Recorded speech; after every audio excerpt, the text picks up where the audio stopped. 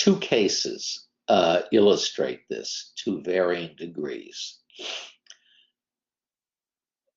Both of them happened somewhere in the 1990s. I think, well, okay.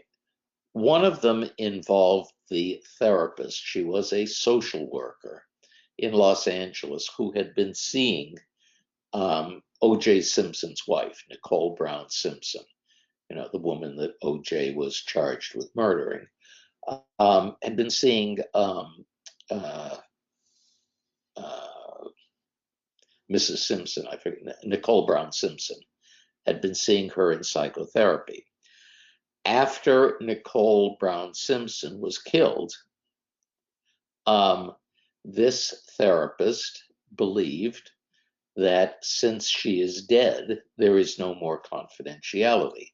And she proceeded on her radio talk kinds of factors and would come out with a figure of what this person most likely would be able to make if they had continued working at this level.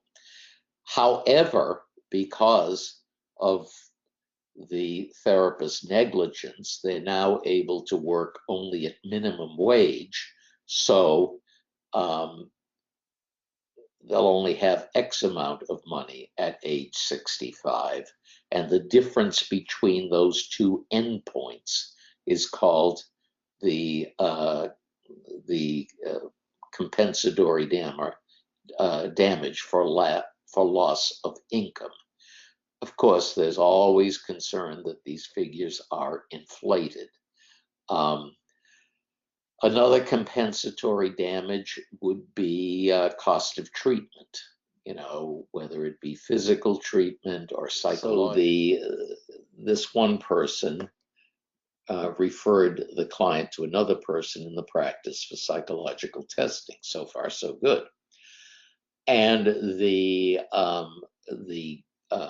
person who did the testing did, among other things, a Rorschach test, and did not score the Rorschach test. And said basically intuitively, intuitive interpretation of the Rorschach, looked it over, looked pretty good, said this guy has no mental illness. The guy eventually did go out, and he was being prepped for surgery. He panicked and he went running out of the facility and eventually sued this psychologist and her partner, seriously. And eventually the one who was the recipient of it was a complaint filed by, again, the licensing board.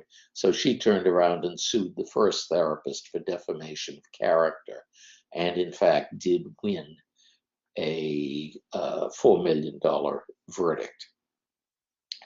It is not a course of action that I would recommend. Defamation lawsuits are very down and dirty, and chances are, if you sue somebody for defamation, you yourself are not going to emerge unscathed. Important thing, remember, we talked about malpractice being almost all the time under negligence. Defamation